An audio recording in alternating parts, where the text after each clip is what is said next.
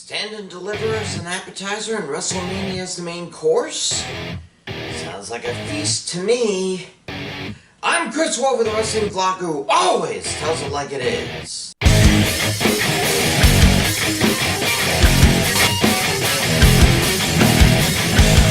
Alright, let's get right to it.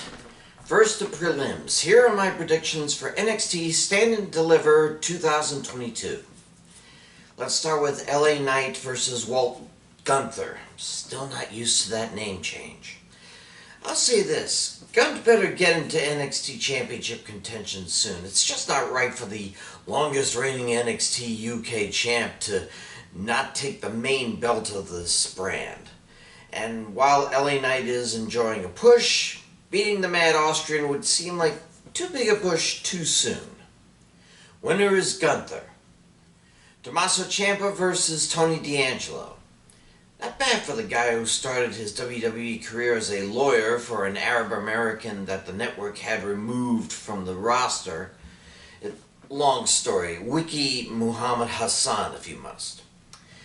From there, Ciampa's career had its ups and downs, but now it seems he's ready for the main roster. Again. Let's just hope he doesn't break his neck a few weeks in.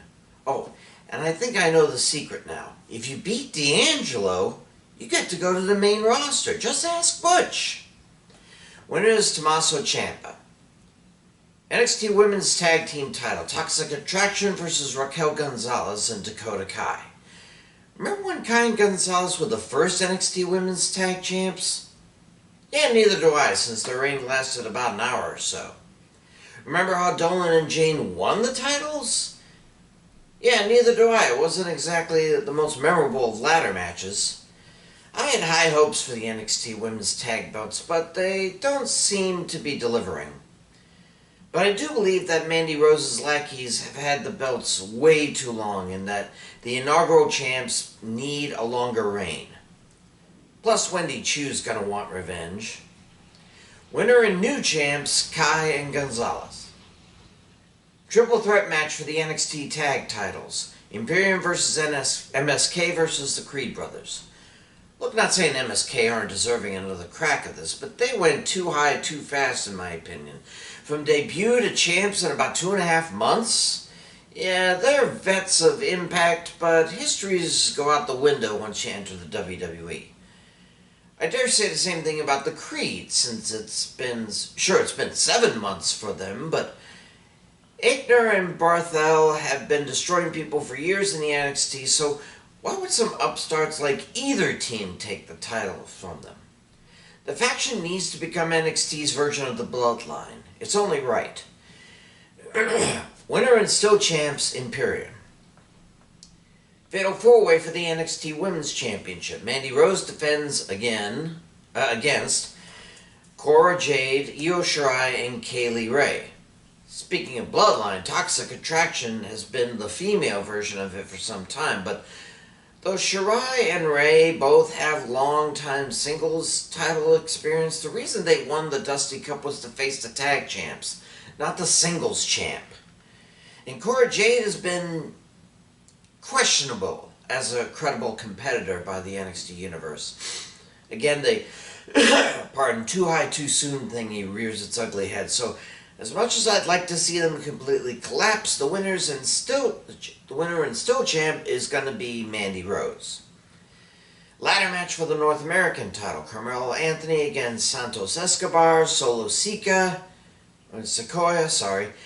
Grayson Waller, and Cameron Grimes. Wonder if this is where the annual ladder match for the Intercontinental title will end up. Now, speaking of too high too soon, how about that Hayes guy, eh? Sure, he's the breakout tournament winner and got the North American title not too soon afterwards, but now he's become so cocky that I wonder how he'll be without it. Imagine actually asking for a ladder match as a champ, and a heel champ at that. Sure, Trick Williams may help, as it's no DQ and all, but it's basically 4-on-2 here. Maybe even more. No way Trick gets involved without serious consequences. So, who's more deserving of the title? Well, the third Uso is still young and green. Give him a little more time. Escobar wouldn't say no to a new title, but I doubt the Legado can help him much. Waller?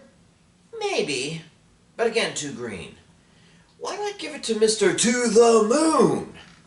Winner's Cameron Grimes. Finally, NXT title rematch. Dolph Ziggler versus Braun Breaker. As I said, Ziggs winning the title was the most desperate move NXT could have made. Ziggs and Roode should belong on Raw as pushers. Or at least Ziggs does. Roode needs to go back to being glorious and winning singles titles like the Ric Flair wannabe he was at the start.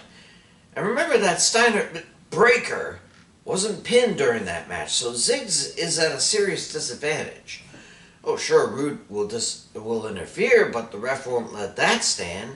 And once it's one-on-one, Ziggler will wish he had never stepped foot in NXT. Breaker is yet another one of those too high too soon prospects, but that seems to be the theme for NXT 2.0 these days, and Breaker can back it up big time. Should be an interesting match though, but the rookie always seems to beat the veterans in these type of matches. So winner and new NXT champ, Braun Breaker. Okay, on to the main event. Here are my predictions for WrestleMania 38. Pardon. For Saturday, we start with Drew McIntyre versus Happy Corbin. It's starting to look like the Vegas honeymoon is over for Corbin and the new Andre the Giant Battle Royal winner. They seem to be arguing left, right, and center these days. And I think we all know Corbin is scared to death of the Scottish Warrior. Now, Moss might help out a bit, but one misstep at Corbin, and Corbin will have it out for Madcap. And that will give McIntyre the moment he needs to 3-2-1 Claymore his head all the way to Fort Worth. Winner's Drew McIntyre. Mysterios versus The Miz and Paul Logan. Oy. Ray and Dominic have not been doing well lately. I really think it's time for Ray retires from in-ring competition, becomes his son's coach/advocate. You know, this match should have been with John Morrison instead of Logan Paul. Paul's absolutely no business in the ring. But then again, I didn't think Bad Bunny had any biz being in the ring, and he actually came out pretty good last year. Maybe Paul will surprise me. If he knows any moves, that would be surprising. And sadly, the vets versus rookies, or in this case, vet-rookie team, plays again. Winners are The Miz and Logan Paul. New Day versus Sheamus and Ridge Holland. So, is King Woods back to Xavier Woods again? And if so, why bother with the crown? If he wears the crown, he's King Woods. If he stops wearing it, he's Xavier Woods. End of story. In any case, what makes Woods thinks he and Kingston can just pick up where they left off before Woods' injury, especially against the Irish Mafia there. Sheamus is a seasoned vet at WrestleMania, and Ridge and Butch have been chomping at the bit to show off their skills at the Showcase of the Immortals. They may be the new Day again, but it'll be the same sad story. Winners are Sheamus and Ridge Holland. Seth Rollins versus someone Mr. McMahon will announce just before the match starts. Now, I think we all know who it is most likely to be, but don't assume it is, at first anyway. After all, they dragged Shane McMahon back after a lackluster Royal Rumble sent him packing again. I think that Shane O'Mac will come out, Rollins will laugh at first and get pissed that this isn't a main event caliber match, and then out comes the co-creator of AEW himself, Cody Rhodes. Again, we kind of figured this to be the case, but even if it isn't that, even if it is against Shane or anybody else, Rollins needs to be punished for the disrespect he's given to officials, other superstars, and especially Mr. McMahon. Seth frickin' Rollins is too frickin' crazy to deserve a win this time. Winner is whoever. Cody, Shane, Ciampa, Rock, whoever. SmackDown Tag Team title match. Usos versus Shinsuke Nakamura and Rick Boogs. Now look, I like that Boogs has brought Nakamura back from the dead. I really do. And Boogs himself is hardly a slouch. But he's Nakamura's fountain of youth. I'm seeing Naki do things I haven't seen him do in a good while. He's dynamic again, unpredictable again, fun to watch again. However, the Usos need to keep the bloodline in gold, at least for a little while longer. Jimmy and Jay are solidifying their position as the greatest WWE tag team of all time, and if they lose, well, we'll never hear the end of it from Roman Reigns. Of course, if they do win, they'll run the risk of having an after-card altercation with the police. It's funny because it's more than likely. Naki and Boogs are a good team, but not as good as the Bloodline. Oh, don't worry, I'm sure they'll lose to the New Day or Viking Raiders in the very near future. But for now, the winners and still champs are the Usos. Raw Women's Championship rematch. Becky Lynch defends against Bianca Belair. Part of me was wishing they'd add a hair versus hair stipulation. We haven't seen one of those at WrestleMania since the one Trump was a part of. Maybe that's why. Well, anyway, the idea of either one shaving the other's hair off smacks of controversy, so I hear, so maybe a backlash or the like. Lynch has been holding the title hostage ever since that sneaky play at SummerSlam to get it. Sure, she's defended it, but only at PLEs, it seems. It's just like Brock Lesnar used to do. But don't get it twisted, I'm glad that the Irish Lass Kicker is back and I'm enjoying her big-time Beck's line here, but she hasn't lost the title in years. She just had to give it back to have a kid. And I think she's way overdue for a beating. And what better person to do that than the EST of the WWE? It'll be brutal, with no loss of hair pulling, of course, but in the end, the winner and new champ will be Bianca Belair. SmackDown Women's title match. Charlotte Flair versus Ronda Rousey. Isn't this where we left off after the last fully attended WrestleMania? Well, except both of these women had a title and both lost them to Lynch. But the point is, Charlotte never tapped to Rousey's submission moves, and Rousey has never tapped, period.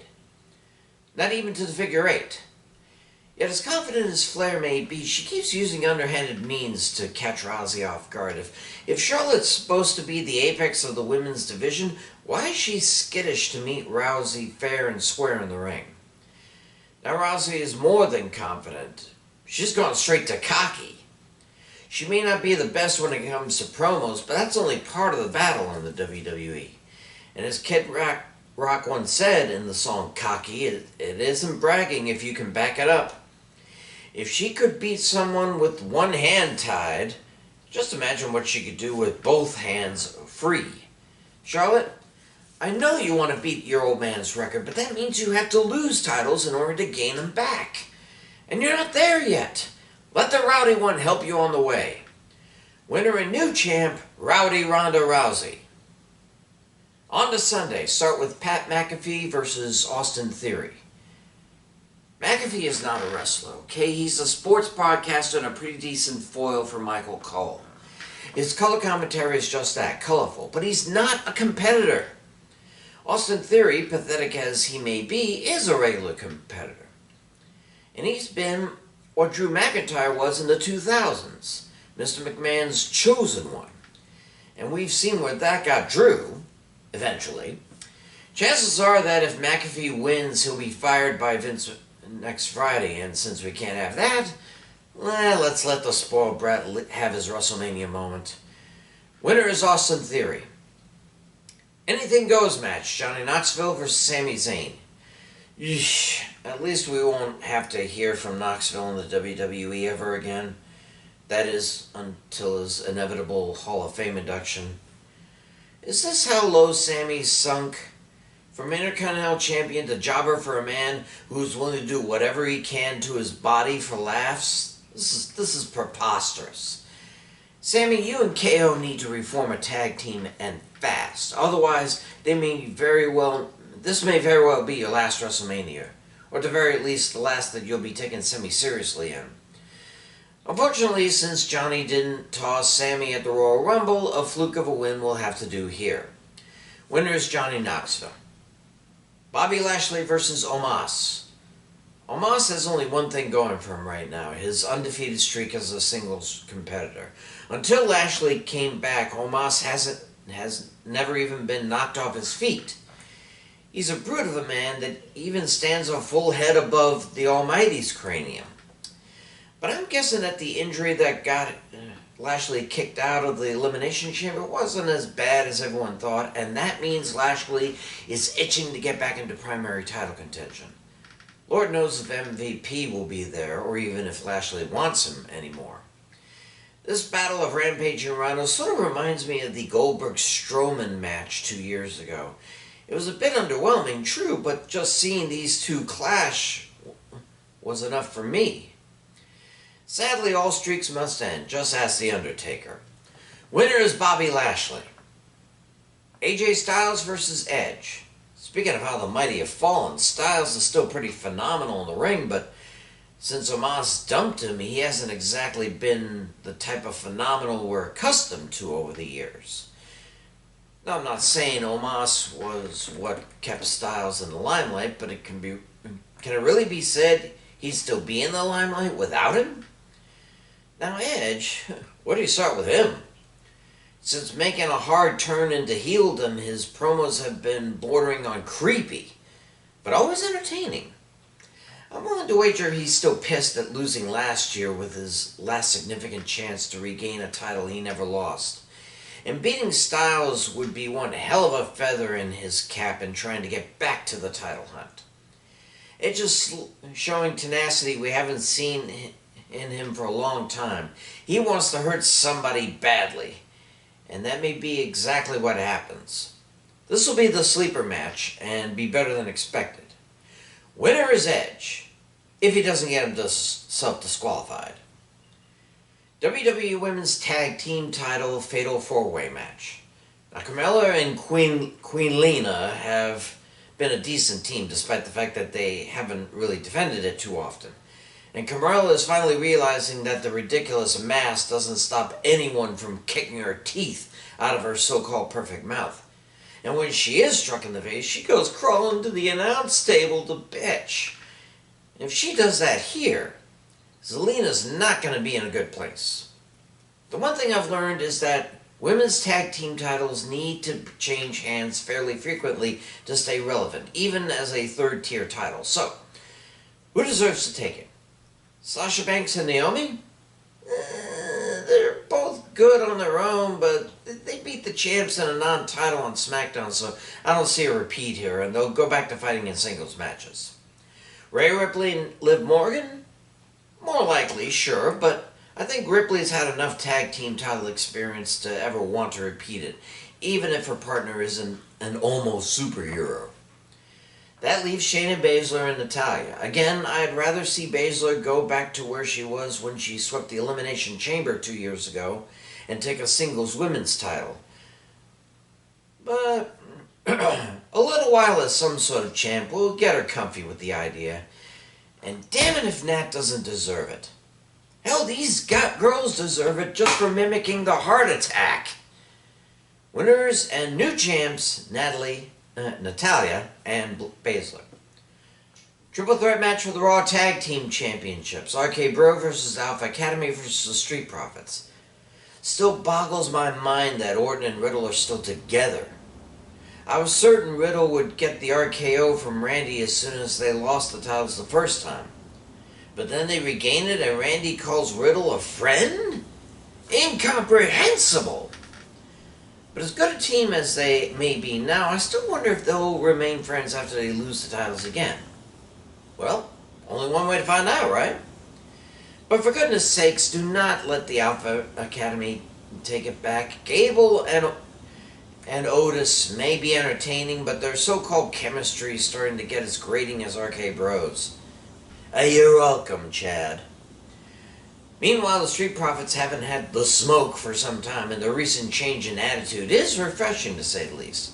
Maybe they'll finally ditch the red solo cups and just get to thugging these opponents. In any case, they're too talented to let waste. They could be the next Usos if given half a chance, so give it to them. Winners and new champs, Street Profits. Finally, the match to unify the WWE and Universal Championships.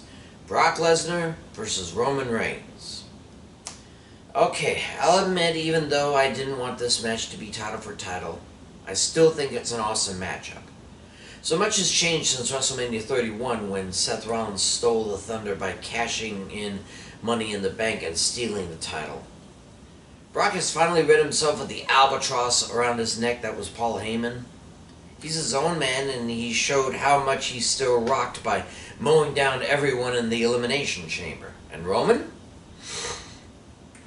Roman has changed even more since becoming a Paul Heyman guy. And yes, while he also doesn't compete outside of PLEs, he has proven time and again that he is the alpha dog of SmackDown, if not the entire WWE. Oh, and he's proven that he doesn't need the Usos by his side to win, though they still might be at ringside, just in case. But the bottom line is that Lesnar still has a limited number of matches on his contract, which makes him ill-suited for defending a title, let alone two. Now, the real question will be if the titles will be defended separately, like the women's titles were 3 years ago, or will they truly unify the title and have the winner defend on both brands? Because the last time that happened was just after the first brand split in 2002. And we all saw how that worked out. 8 months later, and a new primary title had to be made. But if anyone can do that, it's the Tribal Chief. Winner and unified WWE Universal Champion, Roman Reigns. Dallas! Acknowledge him. This is getting ridiculous. But those are my picks. May not be as stupendous as the tagline says, but it's got a puncher's chance. I'm Chris Wolvie, the Wrestling Blog, who always tells it like it is. Stay safe, pray for peace, and I'll see ya